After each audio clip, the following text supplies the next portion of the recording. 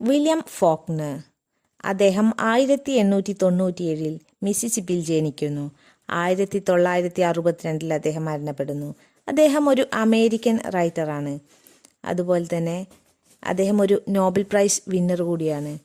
1949 അദ്ദേഹത്തിന് Nobel prize ലഭിക്കുന്നു. അദ്ദേഹം ഒരു മോഡേണിസ്റ്റ് നോവലിസ്റ്റാണ്. അതുപോലെ തന്നെ ഒരു ഷോർട്ട് സ്റ്റോറി റൈറ്റർ കൂടിയാണ്. അദ്ദേഹത്തിൻ്റെ ഒരു പ്രശസ്തമായ യോഗ്ന പട്ടുവ കൗണ്ടി എന്ന അദ്ദേഹത്തിൻ്റെ ഒരു ഇമേജിനറി ലാൻഡ് ഉണ്ട്. അതിനെ ബേസ് ചെയ്തുകൊണ്ടാണ് അദ്ദേഹത്തിൻ്റെ എല്ലാ കഥകളും വന്നിട്ടുള്ളത്. Slavery, racism, family downfall, honour pride ഇവയൊക്കെയായിരുന്നു അദ്ദേഹത്തിൻ്റെ തീംസ് എന്ന് പറയുന്നത്. അദ്ദേഹത്തിന് 2 തവണ പുലിറ്റ്സർ പ്രൈസ് കിട്ടുന്നുണ്ട്. എ ഫേബിൾ എന്ന വർക്കിനും അതുപോലെ തന്നെ ദ റൈവേഴ്സ് എന്ന വർക്കിനും. അത് പോസ്റ്റുമസ്ലിയാണ് അദ്ദേഹത്തിന് പുലിറ്റ്സർ പ്രൈസ്, 2ാമത്തെ പുലിറ്റ്സർ പ്രൈസ് കിട്ടുന്നത്. ഫോക്നറിൻ്റെ പ്രധാനപ്പെട്ട കൃതികൾ എന്ന് പറയുന്നത് the sound and the fury, as I lay dying, sanctuary, light in August, Absalom, go down Moses. ഇനി അദ്ദേഹത്തിൻ്റെ അബ്സോലം എന്ന നോവലിനെ കുറിച്ച് നമുക്ക് നോക്കാം. അബ്സോലം എന്ന നോവൽ അദ്ദേഹത്തിന് അതിൻ്റെ ടൈറ്റിൽ എടുക്കുന്നത് ബൈബിളിലെ ഒരു ഡേവിഡിൻ്റെ സ്റ്റോറിയുണ്ട്.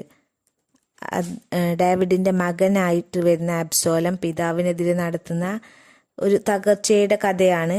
അതിൽ നിന്നാണ് അബ്സോലം എന്ന ടൈറ്റിൽ എടുത്തിട്ടുള്ളത്. തോമസ് സട്പെൻ എന്ന ആളാണ് ഇതിലെ സെൻട്രൽ ക്യാരക്ടർ എന്ന് പറയുന്നത്.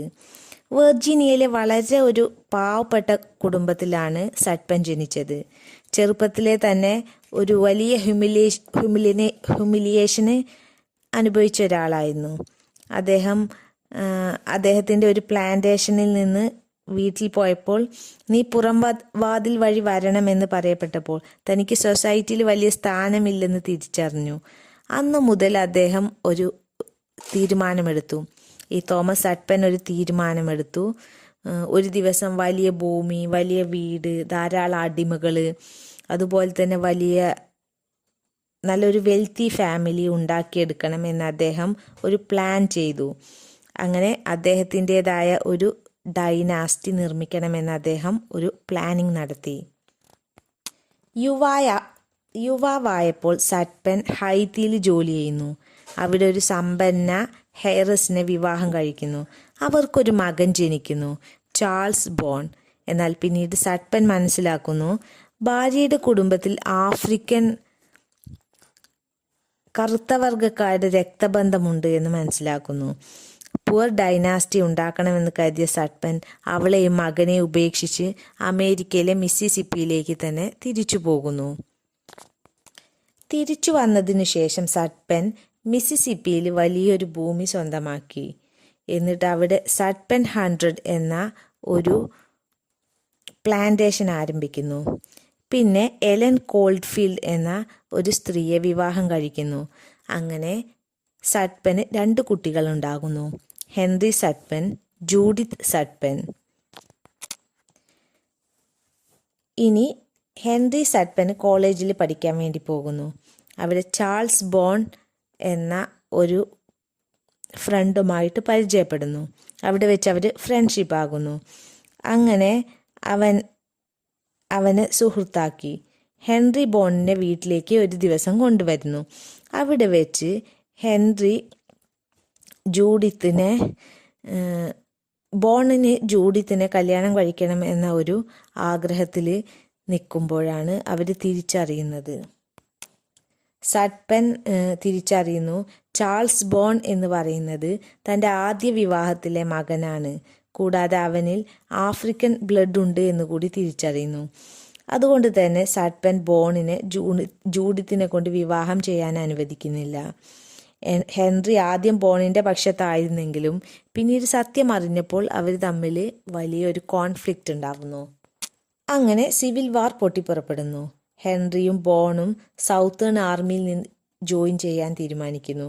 എന്നാൽ ജൂഡിത്തിനെ രക്ഷിക്കാൻ അവസാനം ഹെൻറി ചാൾസ് ബോണിനെയും കൊല്ലുന്നു. ഇതോടെ സഡ്പന്റെ സ്വപ്നം പൊളിഞ്ഞു തുടങ്ങുന്നു. സഡ്പന്റെ ഭാര്യയായിട്ടുള്ള എലൻ കോൾഫീൽഡ് മരിക്കുന്നു. സഡ്പൻ എലന്റെ സഹോദരി റോസ കോൾഫീൽഡിനെ വിവാഹം ചെയ്യാൻ ശ്രമിക്കുന്നു. പക്ഷേ റോസ ആ ഒരു വിവാഹ പ്രപ്പോസൽ റിജക്റ്റ് ചെയ്യുന്നു. ശേഷം സഡ്പൻ ഒരു പാവപ്പെട്ട വൈറ്റ് ഗേളിനെ സെഡ്യൂസ് ചെയ്യുന്നു.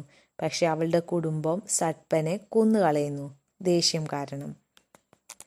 അതോടുകൂടി സഡ്പന്റെ ഗ്രാൻഡ് ഡിസൈൻ മുഴുവനും തകർന്നു വീഴുന്നു.